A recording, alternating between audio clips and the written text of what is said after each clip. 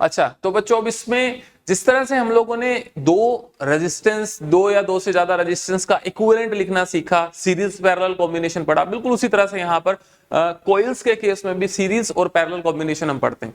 तो यहाँ पर दो कोइल्स जो हैं, अगर पहले हम पैरेलल कॉम्बिनेशन देखें, दो कोइल्स अगर पैरेलल है तो इनका बिल्कुल फॉर्मूला वैसा का वैसा ही है जैसा कि रेजिस्टेंस के केस में होता है, जैसे R1 R2 by R1 plus R2, इसी तरह से यहां पर L1 L2 by L1 plus L2। कारण यह है कि इस केस में भी रेजिस्टेंस की तरह करंट का डिवीजन होगा, करंट का डिवीजन होगा और दोनों कॉइल्स में पोटेंशियल डिफरेंस जो है वो सेम रहने वाला है। तो इसको हम डायरेक्टली यूज करेंगे, no need of much explanation for this, ठीक है। इसके बाद सीरीज कॉम्बिनेशन में हम थोड़ा ध्यान से देखें। जब भी सीरीज कॉम्बिनेशन की बात होती है तो हम जनरली एक मोटा सा एक वे है समझने का कि यार ठीक है, जब दो रेजिस्टेंस एक के बाद एक जुड़े हैं, या यूं कहते हैं दो कोइल जब एक के बाद एक जुड़ी हैं, या एक जिस तरह से यहां आपको दिखाई दे रहा है दो कोइल्स एक के बाद एक जुड़ी है, तो इसमें दोनों के कोएक्सियल होने की पॉसिबिलिटी बन गई, कोएक्सियल ही है। तो इस केस में हमको इस सिस्टम का, इन दो कोइल्स के कॉम्बिनेशन का इक्विवेलेंट इंडक्टेंस लिखना है। तो जैसा हमने बात की थी, इंडक्टेंस की नेचर जो होती है वो दो तरह की नेचर हो सकती है, एक तो सेल्फ इंडक्टेंस हो सकता है, एक उस कोइल में म्यूचुअल इंडक्टेंस हो सकता है। तो हमें इस सिस्टम का, इस दो कोइल के सिस्टम का नेट इंडक्टेंस लिखना है। तो उसके लिए हमें क्या करना है, हमें यह देखना पड़ेगा कि इन दोनों कोइल्स में म्यूचुअल इंडक्टेंस भी अगर इन्वॉल्व है तो हमें उसको भी काउंट करना पड़ता है। तो ये डिफरेंस है जो कि यहां पर सीरीज में आएगा। चलिए, तो यहां पर उसी बेसिस पर दो केसेस पॉसिबल है बच्चों। देखिए कैसे, अगर दोनों कोइल्स एक के बाद एक जोड़ी है, ठीक है, दोनों कोइल्स का self inductance L1 and L2 है, तो अगर इन दोनों में कोई म्यूचुअल इंडक्टेंस आपको क्वेश्चन में नहीं इंफॉर्मेशन दिया कि दोनों कोइल म्यूचुअली कपल्ड हैं, ऐसा कोई इंफॉर्मेशन नहीं दिया, दोनों के बीच का M निकालने का कोई इंफॉर्मेशन नहीं दिया, तब तो आप उसमें नेट इंडक्टेंस सीरीज वाला फॉर्मूला यानी L1 प्लस L2 ही लिखेंगे। लेकिन अगर इन दोनों के बीच म्यूचुअल इंडक्टेंस भी काउंट करें तो फिर इसमें अब दो संभावनाएं बनती हैं। एक तो जब दोनों कोइल्स सेम सेंस में जुड़ी है, यहां सेम सेंस वर्ड यूज किया है, मैं यहां पर इसके साथ ऑब्लिक लगाकर और दो वर्ड्स लिख रहा हूं, सेम सेंस बोल सकता है, सेम साइड बोल सकता है, और या यूं बोल सकता है कि जब दोनों कोइल्स के फ्लक्स जो हैं वो सपोर्ट कर रहे हैं, दोनों के फ्लक्स जो हैं एक दूसरे को सपोर्ट कर रहे हैं। तो इस तरीके की बच्चों लैंग्वेज अगर होती है जैसा कि इसमें दिख रहा है, अब फ्लक्स सपोर्ट करने का मतलब क्या हुआ कि पहली कोइल जो आपको दिख रही है उसका जो मैग्नेटिक फील्ड का डायरेक्शन आएगा वही डायरेक्शन सेकंड कोइल का भी आएगा, तो दोनों के मैग्नेटिक फ्लक्स सेम डायरेक्शन में हो गए।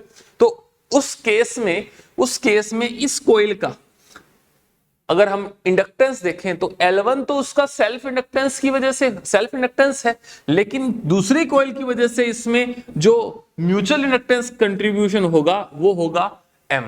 तो हम पहली कोइल का अगर टोटल इंडक्टेंस देखें तो वो होगा L1 प्लस M। सिमिलरली पहली कोइल की वजह से दूसरी में फ्लक्स जा रहा है तो पहली की वजह से दूसरे में इंडक्टेंस होना चाहिए, तो वो वाला इंडक्टेंस ऐसे सेकेंडरी में कंट्रीब्यूशन होगा। तो सेकेंडरी कोइल जो सेकंड कोइल जो है, सेकेंडरी नहीं सेकंड कोइल में भी net inductance L2 plus M हो जाएगा। तो यहां पर ये दोनों कोइल्स का जो टोटल इंडक्टेंस हो जाएगा L1 plus M plus L2 plus M, यानी टोटल आएगा L1 plus L2 plus 2M। तो इस तरह से हमें ये पूरा इसमें डिटेल में जाने की जरूरत नहीं है कि प्लस क्यों हुआ, प्लस हम यूं कह सकते हैं कि क्योंकि दोनों के फ्लक्स एक दूसरे को सपोर्ट कर रहे हैं, दोनों के फ्लक्स एक दूसरे को सपोर्ट कर रहे हैं, in that case L1 plus L2 plus 2M आपको फॉर्मूला जो है ध्यान रखना है। इसी तरह से अगर ऐसा बोलता है कि both coils are in opposite sense या फिर both coils are connected in opposite side, या flux of both coils oppose, दोनों के फ्लक्स अपोजिट डायरेक्शन में है, जैसा आप यहां देख रहे हैं दोनों कोइल अपोजिट जुड़ी हैं, तो पहली कोइल का जो फील्ड का डायरेक्शन आएगा और दूसरी का जो फील्ड आएगा वो दोनों एक दूसरे के अपोजिट आएंगे। तो इस हिसाब से पहली कोइल का अगर नेट इंडक्टेंस लिखें तो L1 माइनस M होगा, दूसरी का नेट इंडक्टेंस लिखें तो L2 माइनस M होगा, और टोटल अगर हम करें तो L1 plus L2 minus 2M हो जाएगा। तो इस तरह से हमें इन दो एक्सप्रेशन को सीधा याद रखना है बच्चों, ठीक है, और ध्यान देना है सवाल में कि दोनों कोइल का जो म्यूचुअल इंडक्टेंस है उसका कंट्रीब्यूशन कैसा है, सपोर्टिव है या फिर अपोज है।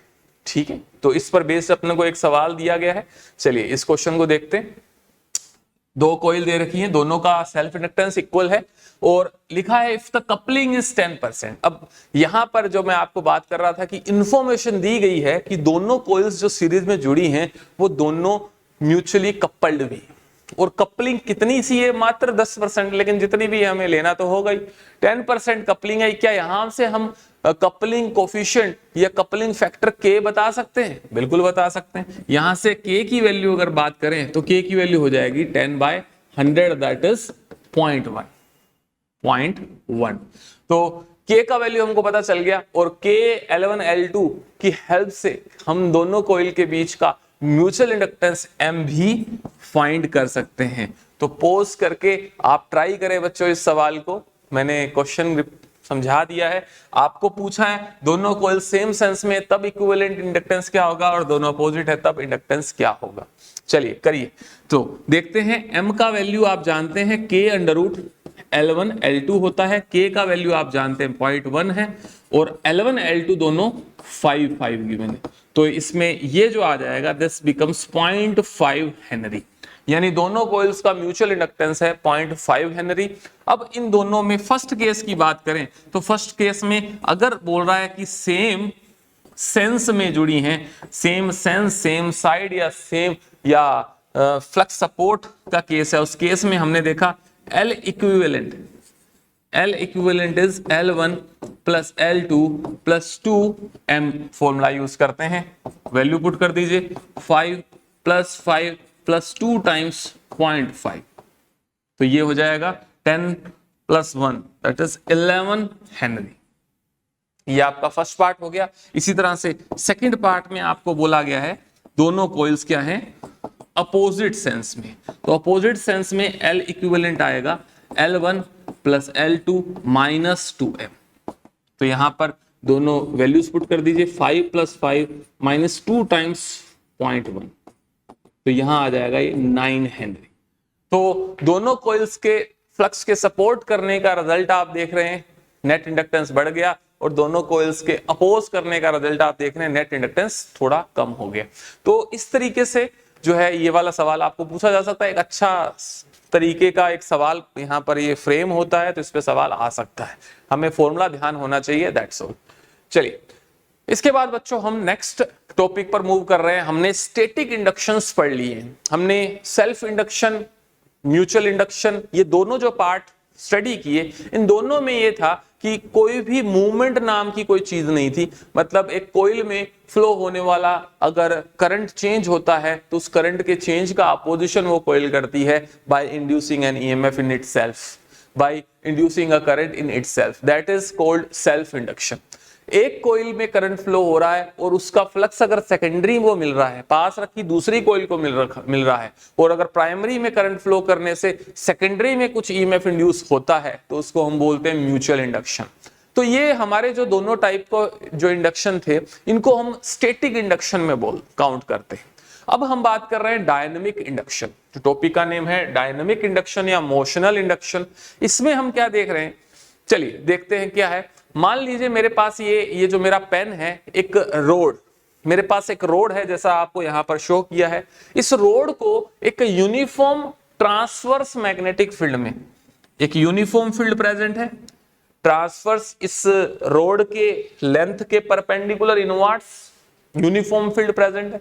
इस फील्ड की प्रेजेंस में इस रोड को अगर मैं चलाता हूं, इसका मूवमेंट आप देख रहे हैं राइट साइड में इसने किया है v स्पीड से, तो इस केस में देखिए क्या होगा। इस रोड के अंदर, ये चाहे कंडक्टिंग रोड हो चाहे नॉन कंडक्टिंग रोड हो, इस रोड के अंदर जो इलेक्ट्रॉन्स पर इस मैग्नेटिक फील्ड में मूवमेंट से उन पर क्या लगेगा, मैग्नेटिक फोर्स लगना शुरू हो जाएगा।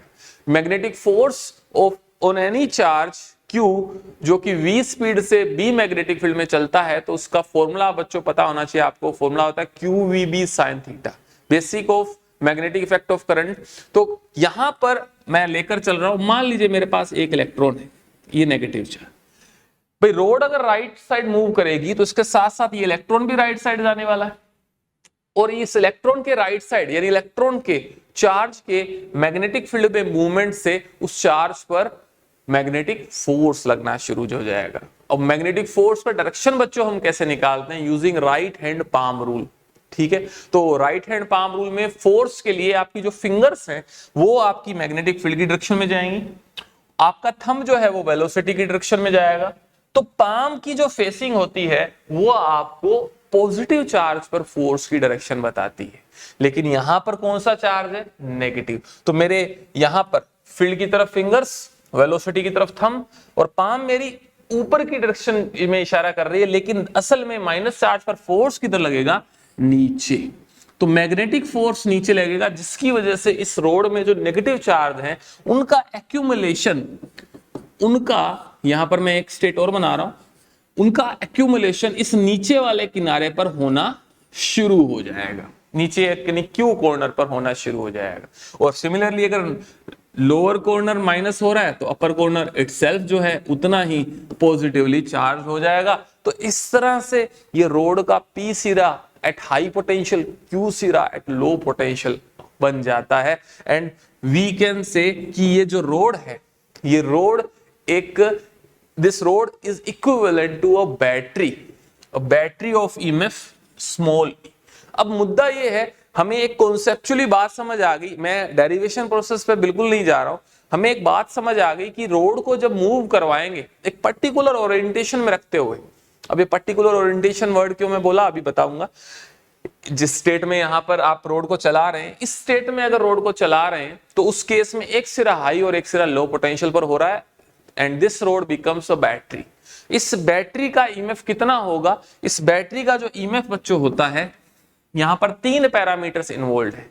फर्स्ट हम देख लेते हैं, फर्स्ट जो पैरामीटर है वो रोड की लेंथ है, सेकंड है मैग्नेटिक फील्ड, एंड थर्ड है वेलोसिटी। तीनों ही पैरामीटर्स जो हैं ये वेक्टर क्वांटिटीज। तो यहां पर जो जनरल फॉर्मूला बनता है वो ये है L dot B cross V। तो ये फॉर्मूला बच्चों बनता है L डॉट, तो यहां L का डॉट प्रोडक्ट है B क्रॉस V के साथ। बट मैं आपको एक बात बताऊं, इस फॉर्मूला का बहुत ही लेस यूज है, मतलब हमारे जो सवाल आते हैं उसमें ये पूरा formula general vector format use हो, इसकी संभावना बहुत कम होती है। तो इसके लिए फिर मैं आपको बताता हूं, इसका बिल्कुल जो स्केलर फॉर्म है, स्केलर फॉर्म या इसका जो स्पेशल केस है उसको हम देखते हैं। तो चलिए उसके लिए ये दो बहुत ही इंपॉर्टेंट पॉइंट्स, जिन स्पेशल केसेस पे सवाल आपको मिलता है उसको देखते हैं। हमने क्या देखा कि इस रोड में एक ईएमएफ इंड्यूस हुआ, ईएमएफ इंड्यूस जो है उसका फॉर्मूला ये है।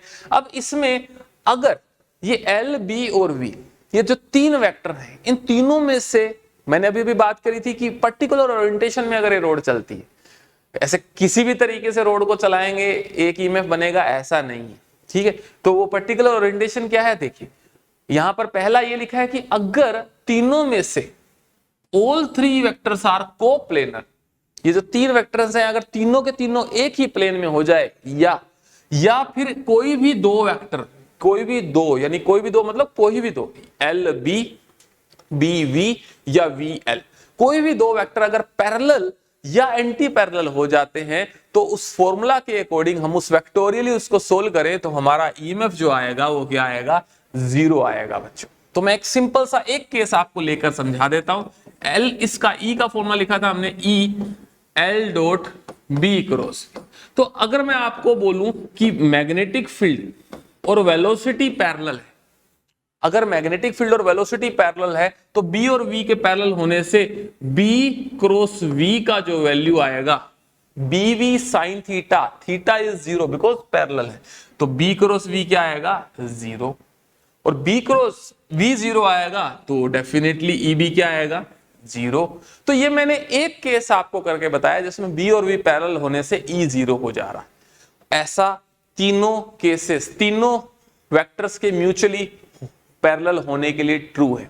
BV, VL या LB, कोई से भी 2 पेयर जो है, कोई सी भी जो है 2 वेक्टर्स जो है अगर वो पैरेलल होते हैं या एंटी पैरेलल होते हैं तो E क्या आएगा? 0 आएगा। ये सबसे पहली चीज है हमको जो सवाल में चेक करनी चाहिए।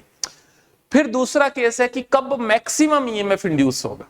तो मैक्सिमम ईएमएफ इंड्यूस होने के लिए कंडीशन लिखी है कि जब तीनों के तीनों वेक्टर्स अगर म्यूचुअली परपेंडिकुलर है, तीनों वेक्टर्स अगर म्यूचुअली परपेंडिकुलर हैं, तब जो है उस केस में मैक्सिमम ईएमएफ इंड्यूस होता है और मैक्सिमम ईएमएफ की वैल्यू होती है बीवीएल या एलबीवी। अब इसमें एक टर्म और इसने यूज की है एल, एल के सबस्क्रिप्ट लगाया है इसने इफेक्टिव। तो एल इफेक्टिव आप शायद समझ जाएं कि जो भी रोड आप ले रहे हैं, ये रोड मैंने ली, अगर रोड सीधी है, वायर अगर सीधी है, तो इस केस में तो इसकी जो एक्चुअल लेंथ है वही एल इफेक्टिव है। लेकिन अगर इस रोड को हमने बेंड कर दिया और इस बेंड रोड को हम चला रहे हैं, तो उस केस में एल इफेक्टिव सोचिए क्या लिया जाना चाहिए। उस केस में एल इफेक्टिव जो है उसके दोनों सिरों के बीच का डायरेक्ट डिस्टेंस, शॉर्टेस्ट डिस्टेंस हमको लेना होता है बच्चों। तो ये एल इफेक्टिव हमको लेकर के क्वेश्चन में फॉर्मूला में पुट करना है और सोल्व करना है। सो हमें ये वाला फॉर्मूला बच्चों दिमाग में रखना है, क्योंकि सवाल आएगा इसी केस पर आएगा, या तो ये केस होगा या फिर ये ऊपर होगा ही जीरो। तो 99% हमारी प्रोबेबिलिटी है कि इस पर हमको क्वेश्चन पूछा जाता है। इन दोनों एक्सप्रेशन को, दोनों कंडीशन को आप ध्यान रखें। क्लियर? तो इस पर हम आगे बढ़ते हैं। अब एक पॉइंट और समझते हैं। हमने जो पहले अभी बात करी, इसमें हमने कहा कि रोड जब चल रही है तो इसका एक सिरा हाई और एक सिरा लो। तो कौन सा सिरा हाई और कौन सा सिरा लो, ये बात भी एक मायने रखती है, क्वेश्चन में पूछा जाता है। तो यहां पर हम देख रहे हैं कि मैंने इलेक्ट्रॉन लेकर से सवाल किया कि इलेक्ट्रॉन जो है उस पर फोर्स नीचे क्यू की तरफ लगेगा। अगर हम बात कर लें कि पॉजिटिव चार्ज पर जो फोर्स की डायरेक्शन है, किस पर? पॉजिटिव चार्ज पर जो फोर्स की डायरेक्शन है, क्या वही डायरेक्शन हाई पोटेंशियल को बता रही है? बिल्कुल सही है, क्योंकि पॉजिटिव चार्ज जिस तरफ फोर्स लगेगा, पॉजिटिव चार्ज पर जिस तरफ फोर्स लगेगा वहां पर जाकर पॉजिटिव एक्यूमुलेट होगा, वही सिरा हाई पोटेंशियल होने वाला है। तो सीधी सी बात है, हाई पोटेंशियल निकालना मतलब पॉजिटिव चार्ज पर लगने वाला फोर्स का डायरेक्शन निकालना। तो बच्चों ये हमारे लिए आसान हो जाएगा। ये चीज हम पहले ही पढ़ के आए हुए हैं कि मूविंग चार्ज पर लगने वाले फोर्स की डायरेक्शन जो है हम राइट हैंड पाम रूल से निकाला करते हैं। तो आपको यहाँ पर राइट हैंड शो कर रखा है, और आपको मैंने अभी बताया भी था कि फोर्स निकालने के लिए जो मैग्नेटिक फील्ड की डायरेक्शन है उसकी तरफ फिंगर को स्ट्रेच करना है, थंब आपका वेलोसिटी की तरफ होगा और पाम की फेसिंग आपका पॉजिटिव चार्ज पर फोर्स बताती है। तो यही चीज यहाँ पर है। तो यहाँ पर पाम की फेसिंग पॉजिटिव चार्ज पर फोर्स बताती है और वही डायरेक्शन क्या है? वही तो हाई पोटेंशियल एंड है। तो इसकी प्रैक्टिस हम करेंगे, डोंट वरी। तो जैसे यहाँ पर एक केस था, मैं दोबारा ले लेता हूँ, एक सिंपल सा एग्जांपल ले लेता हूं। मान लो ये ट्रांसवर्स फील्ड में ये रोड हमारी चल रही थी।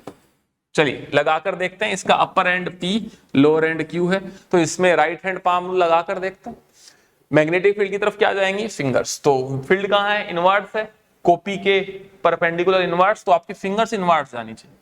थंब वेलोसिटी की तरफ जाना चाहिए। तो पाम फेसिंग आपकी किस तरफ इशारा कर रही है? ऊपर, P की तरफ। तो आपका P सिरा जो होगा, P सिरा आपका राइट हैंड पाम रूल से हाई पोटेंशियल एंड होगा, तो Q ऑटोमेटिकली लो पोटेंशियल हो गया।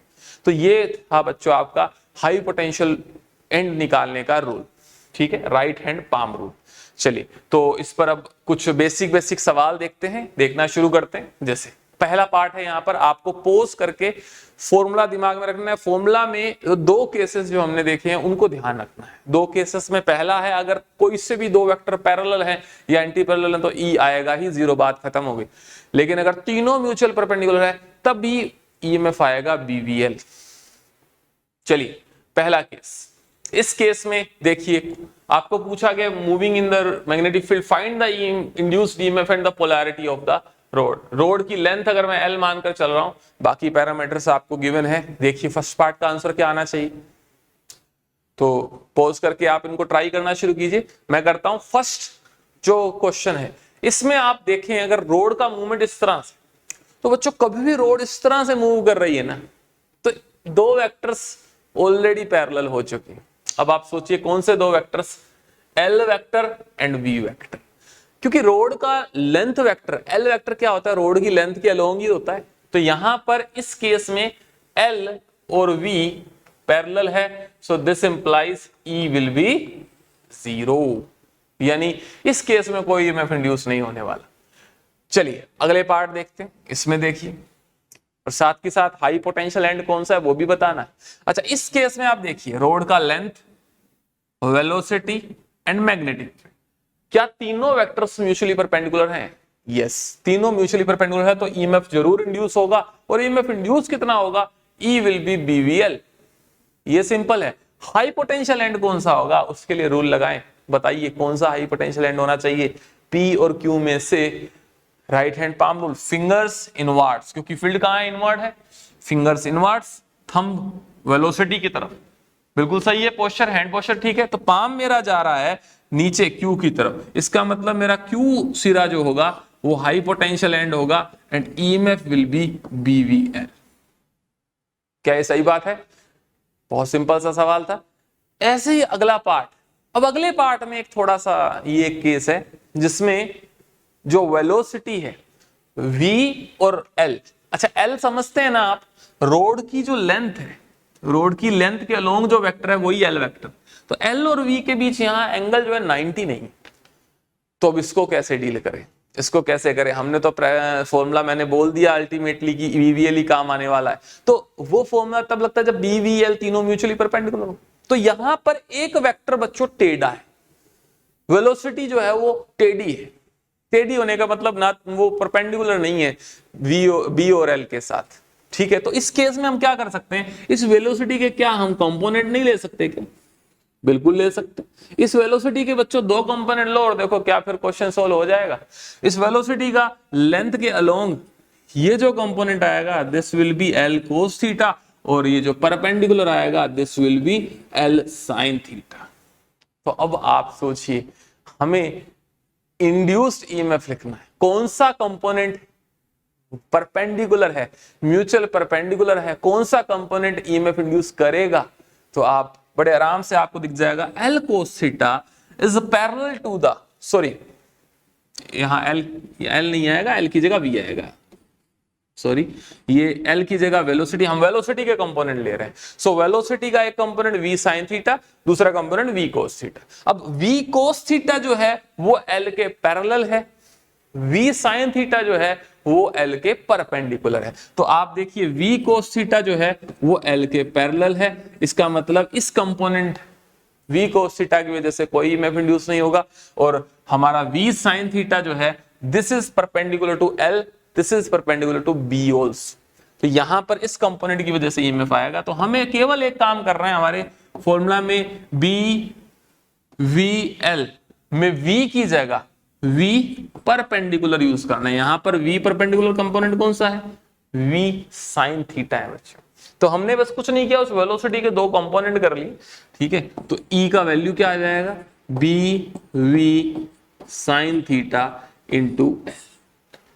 तो बस एक ये थोड़ा एक्सेप्शनली थोड़ा डिफरेंट एंगल का एक सवाल था, तो हमें पता होना चाहिए, लेकिन कंडीशन पता होनी चाहिए कि कब ईएमएफ इंड्यूस होगा कब नहीं होगा। इसमें अगर हाई पोटेंशियल एंड निकालना चाहे तो वैसे ही राइट हैंड पाम रूल से निकाल सकते हैं, फिंगर्स बी की तरफ, थंब वी परपेंडिकुलर की तरफ। तो पाम आपकी इशारा कर रही है पी की तरफ, सो आपका पी जो होगा वो हाई पोटेंशियल एंड। सारी चीजें हो गई, कंप्लीट हो गया। ओके, तो हमने यहाँ वेलोसिटी के कंपोनेंट लिए v sin थीटा और v cos थीटा, सॉरी मैंने l लिख दिया था v की जगह गलती से, तो v sin थीटा और v cos थीटा दो कंपोनेंट्स है, और परपेंडिकुलर कंपोनेंट की वजह से हमें ईएमएफ लिखना है। ठीक है, हो गया। चलिए अगला सवाल देखते हैं। सवाल को आप बच्चों पॉज करिए और करना शुरू कीजिए। तो इस क्वेश्चन में हमको एक आर्क दिया है, हाफ सर्कल सेक्शन दिया है, हाफ सर्कुलर कंडक्टिंग वायर, मतलब वायर को हमने बेंड कर दिया, हाफ सर्कल बना दिया, मूविंग एज शोन। तो हमें एक्स और वाई के बीच का पोटेंशियल डिफरेंस चाहिए, यानी induced EMF across the ends X and Y. तो यहां पर क्या इस एक्स और वाई का हम एल इफेक्टिव लिख सकते हैं? सबसे पहले एक्स और वाई को डायरेक्ट ज्वाइन करें, तो डायरेक्ट ज्वाइन करने पर ये जो length I this is the L effective. तो अगर इस का रेडियस अगर आर है तो what will be L effective? Your L effective will be 2r। यहां मेंशन करना रह गया, इस लूप का जो रेडियस है, सॉरी लूप नहीं, आर्क का जो रेडियस है वो है r।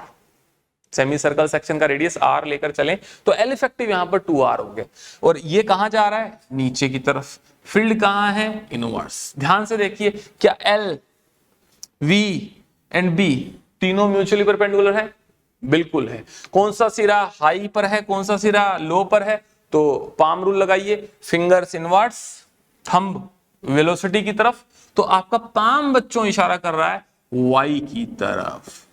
इसका मतलब वाई सिरा जो है वो हाई पोटेंशियल एंड है। अब हमको सवाल में अगर V Y minus V X high minus low पूछा है, तब तो हमारा answer B V L effective that is B V into 2r आएगा। बट हमको सवाल में V Y minus V X नहीं, V X minus V Y पूछे, तो कोई बहुत बड़ी बात नहीं थी। हम हाई पोटेंशियल एंड निकालना सीख ही इसलिए रहे हैं ताकि हमको साइन को लेकर कोई कंफ्यूजन या गलती कभी ना हो। हमें low potential minus high potential पूछा है, so V X minus V Y will be minus B V 2r हो जाएगा। तो क्लियर हुआ या माइनस साइन क्यों आ गया? हमें low potential minus high potential पूछा था, ठीक है, और हम हाई पोटेंशियल एंड निकालना अच्छे से जानते ही हैं। एल इफेक्टिव यहां पर 2r था। चलिए अगला सवाल देखते हैं। नेक्स्ट क्वेश्चन देखिए, ए और बी के बीच का पोटेंशियल डिफरेंस। अब इस सवाल में एक सेक्शन इस तरह से दिया है, ये स्टेट देन ट्रायंगल सेक्शन, फिर नीचे बी तक पहुंचा है। हमें ए और बी के किस तरह से वो घूम फिर करके गया उससे कोई लेना देना नहीं है, हमें ए और बी को डायरेक्ट मिला देना है। हमें एल इफेक्टिव की बात करनी है। एल इफेक्टिव ये हो गया, जा रहा है राइट साइड में, मैग्नेटिक फील्ड है इनवर्स। तो क्या इस केस में भी तीनों वेक्टर्स म्यूचुअली परपेंडिकुलर हैं? बिल्कुल है। तो इस केस में ईएमएफ आएगा, बिल्कुल आएगा। बस हमें यहां पर एल इफेक्टिव फाइंड करना। तो एल इफेक्टिव में आप देखिए, ऊपर ए इतना सेक्शन, ये तो एल है ही, फिर ये जो सेक्शन है, ये जो सेक्शन है, ये इसने यहां पर लिख दिया है ऑलरेडी, तो ये हमें दरअसल सवाल में दिया नहीं होगा। तो इस एल के हम दो कंपोनेंट करें, एक कंपोनेंट ये हो जाएगा, this is L cos theta and this is L sine theta. तो ये बहुत सिंपल सी ट्रिग्नोमेट्री है बच्चों। एल का ये बेस है, एल कोस थीटा, परपेंडिकुलर है, ये एल साइन थीटा होगा। इसी तरह से नीचे वाला ये भी एल साइन थीटा। तो टोटल ये जो लेंथ हो गई, ये जो टोटल लेंथ हो गई, this is 2l sine theta. नीचे फिर एल है, तो इस तरह से अगर मैं टोटल लेंथ की बात करूं एल इफेक्टिव, तो कितनी हो जाएगी? L L and 2l sine theta, यानी 2l plus 2l sine theta. क्या ये आपकी इफेक्टिव लेंथ हो गई? यस। बस इसे यहां पर फॉर्मूला में यूज कर लीजिए, E is equals to B V, L में इन दोनों में 2l में कॉमन निकाल लूं, अंदर बचेगा 1 प्लस साइन थीटा। ये बच्चों आपका आंसर हो। bv इंटू 2l, 2 को आप बाहर लिख सकते हैं, ठीक है, आगे लिख सकते हैं। So answer will be 2bvl into 1 plus sine theta. कौन सा सिरा हाई पोटेंशियल पर होगा? Using right hand palm rule again, fingers inverts, thumb velocity की तरफ, ए सिरा, ए की तरफ पाम जा रही है, ए सिरा will be at high potential. Clear है? एक ही तरीका हम यूज करते जा रहे हैं, बस हमें एल इफेक्टिव ध्यान देना है। और ईएमएफ में लिखते समय से पहले ये कंडीशन जरूर चेक कर लेनी कि क्या तीनों वेक्टर म्यूचुअली परपेंडिकुलर हैं या नहीं। चलिए अगला देखिए, एक इस तरीके का स्ट्रक्चर दिया है, एक स्क्वायर, उसके ऊपर और नीचे दो रोड्स लगाकर उसको चला रहा है। हमें दोनों फ्री एंड्स का नाम दे देते हैं, let's suppose this is A and this is C. A और सी के बीच का इफेक्टिव ईएमएफ, इंड्यूस्ड ईएमएफ हमको बात करनी है। चलिए, तो क्या यहां पर ए और सी के बीच का जो इफेक्टिव एल है, क्या लिख सकते हैं? ए और सी के बीच का डायरेक्ट डिस्टेंस क्या हम लिख सकते हैं? बिल्कुल लिख सकते हैं। एल एल एल कितना हो गया? ये 3 है। ये वेलोसिटी, ये मैग्नेटिक फील्ड। ध्यान से देखिए, क्या तीनों चीजें, तीनों वेक्टर्स म्यूचुअली परपेंडिकुलर हैं? बिल्कुल है। तो इस केस में जो इंड्यूस्ड ईएमएफ हो जाएगा बच्चों 3l b, मैं LBV बोल दूं या BVL बोल दूं, बात एक ही। 3l is the effective length, ये आपका ईएमएफ आएगा। कोई इसमें दिक्कत नहीं है, दिखने में बड़ा मुश्किल लग रहा हो शायद, लेकिन ये बिल्कुल आसान सा सवाल था, ठीक है। ये आपका हो गया। अब इसमें पॉइंट आता है कि ये जो लूप है, एक लूप बन रहा है ना स्क्वायर, तो इस लूप के केस में कोई अपने को ज्यादा ध्यान देने की जरूरत नहीं। हमें तो दो ओपन एंड्स जो दिख रहे हैं जिनके बीच आपको इफेक्टिव लेंथ, इफेक्टिव ईएमएफ पूछा है, उसी की बात करनी है। इफेक्टिव लेंथ लेकर सवाल हो जाएगा। चलिए अब सिर्फ और सिर्फ एक स्क्वायर लूप लेकर बात करते हैं। ठीक है, तो यहां पर हमको induced EMF in the loop, तो यहां पर तो बच्चों इस लूप में जो इंड्यूस्ड ईएमएफ है उसकी बात करनी है। अब लूप का इफेक्टिव ईएमएफ मतलब हमको ऐसा तो नहीं बोला इसके किसी दो पॉइंट्स के बीच पूछे, हमें तो पूरे लूप के अलोंग पूछा है। तो मैं अगर लूप बोल रहा हूं तो लूप के लिए, फॉर द लूप, अगर मैं आपको पूछूं लूप के लिए एल इफेक्टिव कितना लिखा जाता है? लूप मतलब जिस पॉइंट से आपका तार शुरू हुआ, आपका एक्स से शुरू हुआ तो वापस घूम करके कहां पर आ गए? एक्स पर। तो आपका तार बैंड करके जब दोनों तार के दोनों सिरों को अगर आप ज्वाइंट कर दें तो आपका लूप बनता है, यहां पर स्क्वायर लूप है। तो उस केस में एल इफेक्टिव यानी displacement, shortest distance between the open ends क्या हो जाती है? 0। तो इस केस में अगर लूप का ईएमएफ पूछ रहा है तो वो तो क्या हो जाना चाहिए? 0। थोड़ा सा हजम होने में दिक्कत होगी इस बात को, है ना, थोड़ा सा फील आ भी रहा होगा कि हाँ यार ठीक है एल इफेक्टिव तो 0 है तो ईएमएफ 0 आएगा, लेकिन और अच्छे से और हम इसको खोल करके देखें। तो खोल करके देखने का मतलब देखते, मैं समझाता हूं। इस लूप को यूं मान लेते, ये लूप पे मैं पहले नेमिंग करता हूं, ACDE, मैंने ऐसे नेम कर ली। तो लूप को मैं लूप नहीं लेकर के 4 अलग अलग रोड की तरह ट्रीट करता हूं, AC, CD, DE और AE। ठीक है, इन चारों अलग अलग रोड्स का अपन बात करते हैं ईएमएफ की। तो सबसे पहले मैं अगर मैं आपको पूछूं कि जो CD रोड है राइट जाएगी, CD रोड राइट जाएगी, तो CD रोड का एल इफेक्टिव क्या वेलोसिटी के पैरेलल है? बिल्कुल है। तो क्या CD रोड में कोई ईएमएफ इंड्यूस होगा? नहीं होगा। AE रोड जो है क्या वो वेलोसिटी के पैरेलल है? तो क्या AE में ईएमएफ इंड्यूस होगा? बिल्कुल नहीं होगा। तो CD और AE कोई ईएमएफ इंड्यूस नहीं कर रहा, ये बात हमको यहां दिख रही है साफ से। लेकिन क्या AC रोड के लिए देखो, रोड का लेंथ, वेलोसिटी एंड B तीनों म्यूचुअल परपेंडिकुलर है। सिमिलरली DE की बात करें तो AC और DE जो है ये दोनों ईएमएफ इंड्यूस करेंगी। तो हम क्या करते हैं, इसका इक्विवेलेंट ड्रॉ करते हैं, और जो ऊपर और नीचे वाली जो दोनों ब्रांच हैं CD और AE, इनमें कोई बैटरी नहीं बनेगी, कोई ईएमएफ नहीं होगा, इनमें प्लेन वायर का एज इट इज रोड दिया। CA में अगर मैं CA की बात करूं तो CA में कौन सा सिरा हाई पोटेंशियल पर होगा? करके देखिए, CA में फिंगर्स इनवर्ट्स, वेलोसिटी की तरफ थंब, पाम जा रही है C की तरफ, तो इसका मतलब जो अपर एंड है, ये अपर एंड जो है वो क्या होगा? CA में अपर एंड C हाई पोटेंशियल पर होगा। इसी तरह से DE में D जो होगा वो हाई पोटेंशियल पर होगा। तो इस लूप का इक्विवेलेंट ये बन गया। तो लूप का इफेक्टिव लेंथ 0 है, उससे हमने डायरेक्ट लिखा ईएमएफ 0, लेकिन लूप के अलग अलग पार्ट्स जो हैं, अलग अलग रोड्स हैं, उनमें तो ईएमएफ इंड्यूस होगा। हाँ, और इस रोड का, AC रोड का ईएमएफ E और DE रोड का ईएमएफ भी क्या E ही होगा क्या? मैं दोनों को सेम नेम इसलिए लिखे हैं क्योंकि दोनों में वैल्यू है ही इक्वल। सोचिए क्या है, क्या AC रोड की लेंथ L है? क्या DE रोड की लेंथ L है? क्या दोनों V वेलोसिटी से चल रही हैं? क्या दोनों मैग्नेटिक फील्ड B में चल रही हैं? यस। तो दोनों के ईएमएफ कितने होंगे? EBVL होंगे। ठीक है, तो यहां पर अब इस लूप में इस कोई भी आपको पूछे चल बता फिर इस लूप का नेट वोल्टेज कितना है, इस लूप का नेट ईएमएफ कितना है, तो आप कहोगे सर इसमें तो ये जो दोनों बैटरीज हैं एक दूसरे के अपोजिट जुड़ी है, पहली बोल रही है कि मैं क्लॉकवाइज करंट फ्लो कराऊंगी, दूसरी बोल रही है मैं एंटी क्लॉकवाइज कराऊंगी। तो इस केस में E इन द लूप अगर लिखा जाएगा तो वो E minus E that is 0 लिखा जाना चाहिए। बिल्कुल सही बात है क्या? दोनों मान लो अगर 5-5 वोल्ट की बैटरी है, दोनों फेस टू फेस जुड़ी हैं, दोनों के प्लस प्लस जुड़े हैं, तो net voltage in the circuit क्या होना चाहिए? 0। तो ये मैंने आपको पूरा खोल करके इसके पार्ट्स करके समझाया।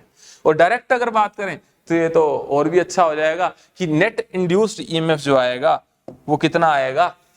0 आएगा। अगर क्यों? क्योंकि L इफेक्टिव क्या है? 0। लेकिन इसी क्वेश्चन में अगर हमको ये पार्ट पूछते कि बता X और Y पॉइंट के बीच कितना वोल्टेज है, X और Y के बीच कितना ईएमएफ है, तो X और Y आपको नजर आ रहे हैं, यहां पर भी मार्क कर देता हूं X और Y।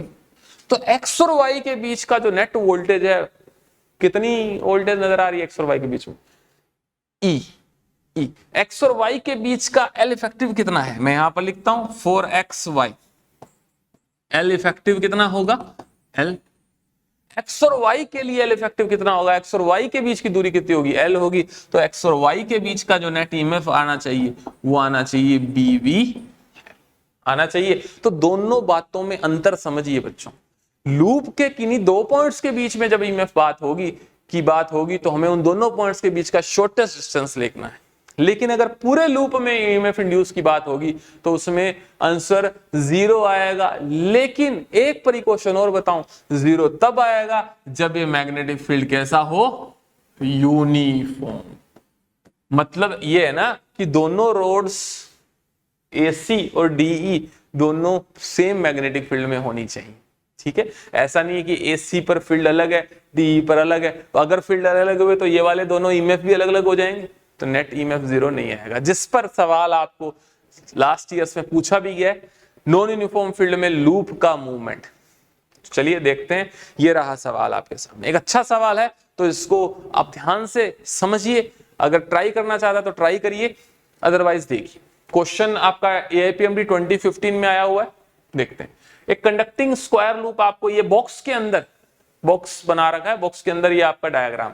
एक वायर के सामने आपको एक लूप, ए साइड का लूप जो है वो ट्रेवल करता हुआ शो किया v स्पीड से, और आपको बोला है कि यहां पर the EMF induce in the frame will be proportional to, मतलब उस लूप में जो EMF इंड्यूस होगा वो किसके प्रोपोर्शनल होगा। तो हमें ओवरऑल पूरा EMF निकालना ही पड़ेगा, तभी हम जो है प्रोपोर्शनलिटी भी चेक कर पाएंगे। तो अल्टीमेटली पूरा EMF निकालना है।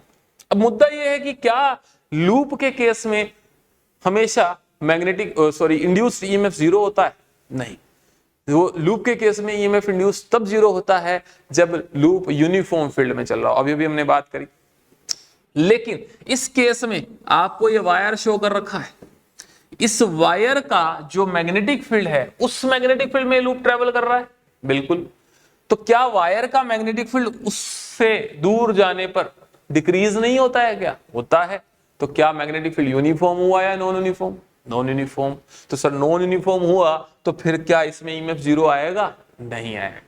तो सवाल को करेंगे वैसे ही, ध्यान रखिए कोई इंटीग्रेशन नहीं करना है इस सवाल में। मैं उसी तरीके से सवाल को डील कर रहा हूं जैसे अभी पिछला सवाल किया, वही नाम दे रहा हूं ACDE। तो इस तरह से इस स्क्वायर लूप की 4 ब्रांचेस आपको दिख रही हैं, 4 साइड दिख रही हैं, और आपको पता है शायद कि CD is parallel to velocity and AE is also parallel to velocity। तो इसका इक्विवेलेंट में बनाऊं तो उसमें CD और AE, CDAE ये दोनों कोई भी EMF इंड्यूस नहीं करने वाले, क्योंकि वो रूल तो यहां पे एप्लीकेबल है ना कि CD जो रोड है this is parallel to velocity, this AE rod is parallel to velocity. ये दोनों कोई EMF इंड्यूस नहीं करेंगे, हाँ, लेकिन CA और DE करेंगे। अब उसके लिए हमें ये तो पता होना चाहिए हाई पोटेंशियल एंड कौन सा होगा, उसके लिए हमें ये तो पता होना चाहिए मैग्नेटिक फील्ड किधर होगा, किधर है। तो यहां पर इस तार के वजह से मैग्नेटिक फील्ड का डायरेक्शन बच्चों निकालने का तरीका again right hand palm rule, और right hand palm rule to find the magnetic field due to a current carrying wire कैसे निकालते हैं? करंट की डायरेक्शन में अंगूठा और उंगलियां आपकी स्ट्रेच होनी चाहिए वहां जहां पर फील्ड आपको पूछा है निकालना है। तो अंगूठा करंट की तरफ, उंगलियां राइट साइड में, पाम्स जो है वो आपकी इनवर्ड से इशारा कर रही हैं। इसका मतलब इस पूरे रीजन में तार का जो मैग्नेटिक फील्ड है वो कहां होगा? इनवर्ड से। लेकिन क्या AC सेक्शन पर फील्ड और DE सेक्शन पर फील्ड इक्वल होगा क्या? बिल्कुल नहीं होगा। AC पास है और DE दूर है। तो अब यहां पर फील्ड का डायरेक्शन तो एक ही है, लेकिन है ना, लेकिन यहां पर फील्ड पास ज्यादा होगा और दूर जाने पर घटेगा। तो AC रोड का जो बनने वाला EMF है और DE का जो EMF है कौन सा ज्यादा होना चाहिए? जहां पर मैग्नेटिक फील्ड ज्यादा है। AC पर फील्ड ज्यादा है तो AC की जो बैटरी वो स्ट्रांग होगी। चलिए, और direction of high potential and निकालना है तो फिंगर्स B की तरफ, उंगलियां, अंगूठा वेलोसिटी की तरफ, ठीक है, फिंगर्स B की तरफ, अंगूठा V की तरफ। तो पाम आपकी इशारा कर रही है ऊपर, यानी C और इसमें D। तो यहां पर C सीधा हाई पोटेंशियल पर होगा और इसमें D सीधा हाई पोटेंशियल पर होगा, ठीक है। लेकिन दोनों बैटरीज का ईएमएफ इक्वल नहीं होगा, ये बात क्लियर रखिए, ठीक है। अब दोनों इस सर्किट का अगर मेरे को अगर लूप का नेट ईएमएफ पूछे तो हम क्या लिखने वाले हैं बोलो। पिछले पार्ट में, पिछले सवाल में 0 हुआ था क्योंकि दोनों E इक्वल थे, यहां पर E1 माइनस E2 और इक्वल नहीं है तो कुछ रिजल्ट आएगा। वैल्यू पुट कर देते हैं। चलिए, रोड की लेंथ कितनी दे रखी है यहां पर A, तो स्क्वायर है, इसकी लेंथ कितनी है A, तो रोड की लेंथ ध्यान रखिए यहां A है, ठीक है। Magnetic field B। अच्छा, अब ध्यान से देखिए इस डिस्टेंस को, ये जो करंट कैरिंग वायर है इस स्क्वायर की AC साइड से कितना दूर है, ध्यान से देखेंगे तो आपका जो X में से अगर मैं ये इतना पार्ट कम कर दूं, ये कितना है A/2, नजर आ रहा होगा आपको, तो X में से A/2 कम कर दूं तो this is the distance of current carrying wire from the side AC। ये डिस्टेंस मुझे क्यों जरूरत है, क्योंकि मुझे इस तार, करंट कैरिंग तार की वजह से यहां पर मैग्नेटिक फील्ड लिखना है, ठीक है। तो BW1 की वैल्यू में पहले मैं चलो EMF E लिख देता हूं। E क्या आएगा L, यहां पर L का वैल्यू कितना है, फिर से क्योंकि लिखने की आदत L ही है। चलिए, यहां पर लेंथ जो है रोड की वो है A, वेलोसिटी V और मैग्नेटिक फील्ड है BW1। तो इस AC रोड का EMF लिख दिया, माइनस फिर से लेंथ इस रोड की DE की लेंथ A है, वेलोसिटी V है और मैग्नेटिक फील्ड कितना है BW2। मैं BW1 और BW2 लेकर चल रहा हूं, दोनों में से A और V कॉमन आएगा, केवल BW1 माइनस BW2, मुझे B ऑफ द वायर यहां पर पुट करना है बच्चों, ठीक है। अब ये दूरी आपको पता चल गई, ये दूरी कितनी है, this is X minus A/2। और इस DE रोड की दूरी अगर मैं पूछूं, DE रोड पर मैग्नेटिक फील्ड कितना है, तो उसके लिए DE रोड की दूरी इस तार से, करंट कैरिंग वायर से कितनी है, तो होगा X में ये भी कितना है A/2, X में A/2 जोड़ दीजिए, सो X प्लस A/2। तो मैं यहां पर BW1 magnetic field due to current carrying wire होता है म्यू नॉट I/2πr, ठीक है। तो मैं R जो होती है उस करंट कैरिंग वायर से इस पॉइंट की दूरी होती है। अब मैं पुट कर रहा हूं सारी वैल्यूज, ध्यान से देखिए, mu naught I/2πr। AC wire की जो दूरी है वो है X माइनस A/2, सही लिखा है मैंने, minus mu naught I/2π, sorry यहां पर मैं 2 लिख देता हूं, गलती से 1 लिख दिया। DE वायर की जो डिस्टेंस है वो कितनी है करंट कैरिंग वायर से, X plus A/2, X plus A/2। तो यहां पर मैं यूज करूंगा X प्लस A/2, ये आ गया बच्चों। बस इसमें हमको, अगर आप नीचे ध्यान से देखें LCM लेंगे तो नीचे यहां पर फैक्टर बन रहा है 2x माइनस A, यहां पर बन रहा है 2x प्लस A, तो बहुत आराम से आपको समझ आ जाएगा। प्रोपोर्शनलिटी लिखनी है तो LCM आएगा 2x minus A into 2x plus A, इसका मतलब डिनोमिनेटर में जो टर्म आ रही है वो आ रही है 2x minus A 2x plus A।